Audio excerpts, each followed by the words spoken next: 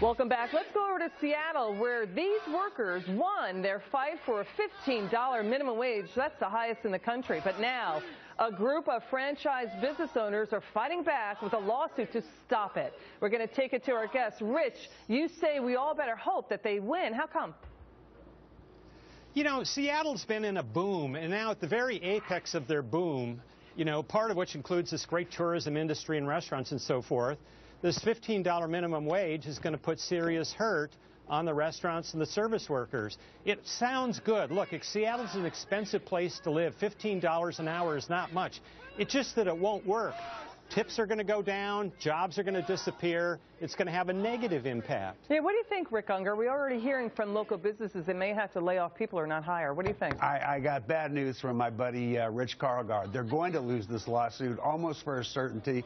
The city government has every right to pass this kind of a law. But I got to call all my friends here on the panel out a little bit. I constantly sit here and listen to you complain about federal government having too much power where it really ought to reside is the city government and the local governments. Now you have a local government taking action for only the city, and you're complaining about that. Is it about government going to the cities, or is it about you only like city government getting involved if you like what they pass? Let Seattle happen. Let's see how this experiment works out. This is what you always support. Let it happen. Yeah, to John Tamny, to Rick Unger's point, I mean, 11 business leaders were on the panel that voted for the minimum wage hike. What do you make of that?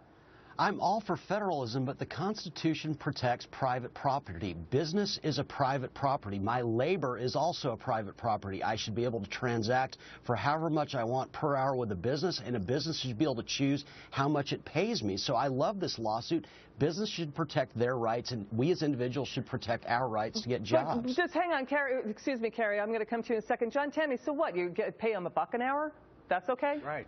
No one's putting a gun to your head to go work for $1 an hour. And to Rick's point, or Rich's point, Seattle is booming. Odds are most businesses would have to pay more than $15 an hour. All right, Carrie, let's have Carrie weigh in. Go ahead, Carrie. Bad policy is bad policy if it's at the local or the federal, whatever level. And EMAC, I am a proud alumna of minimum wage. I've made tacos at Taco Bell. I made sandwiches at Subway. For how much? I was lucky. I was lucky to have that job. How much an hour did you get, though?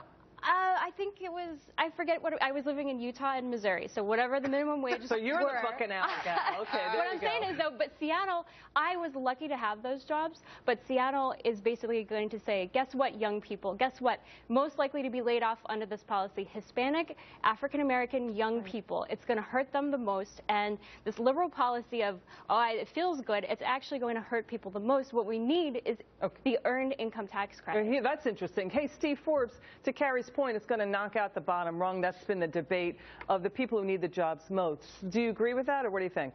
Oh, it's absolutely true. And if you're going to hire somebody at minimum wage, you're not going to go to older workers because you don't have to put up with the inexperience and everything else. So younger people who don't have the skills, especially from minority community, are going to be hurt, and it's going to end up having kiosks in more of these places where you punch in the order and get it at the counter. So it's absolutely counterproductive, and this is what happens in an economy where you have stagnation. You get this kind of silly, destructive, self-destructive legislation. You mean the tablet checkout. You're seeing that at Panera Bread and Applebee's, you know, the self-checkout at grocery stores. But Sabrina, to Rick Unger's point, why not let the Seattle experiment fly and then see what happens? We have been saying, let local cities decide for themselves. What do you make of that argument? Well, I think Rick is right. The problem is this is all about politics and not good policy. I was at a conference this week as well, and it was all about women voters, and this is sort of viewed as a way to win women voters, 2/3 of whom are of minimum wage earners are women. The problem is that they're presenting this as a way to alleviate poverty, but poverty is not because people are trapped in low-paying fast food jobs the way Carrie was describing she had. It's because they don't have access to jobs at all.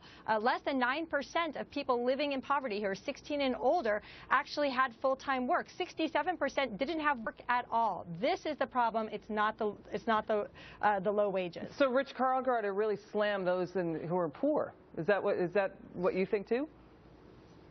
Oh, well, of course it does, and it could set in motion a bunch of things that could be destructive for Seattle's growth. Let us not forget, in the 1970s, Seattle was so busted, there was a billboard that said, "Will the last person to leave Seattle please turn out the lights?"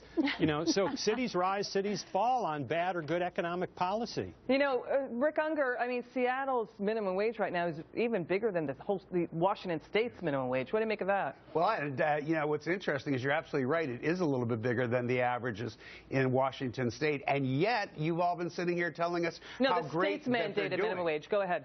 Well, but Seattle does pay more already. You're right about that.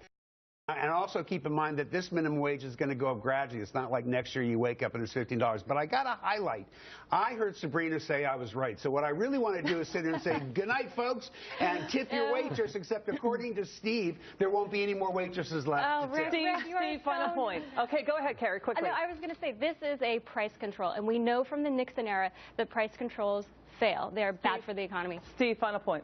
And rent controls don't work either. This is a form of a price control. And by the way, they'll win that suit because it has a crazy discrimination against franchisers. All right. We'll be watching the lawsuit, bringing the update on that one and when it comes through. Now, next up, how bringing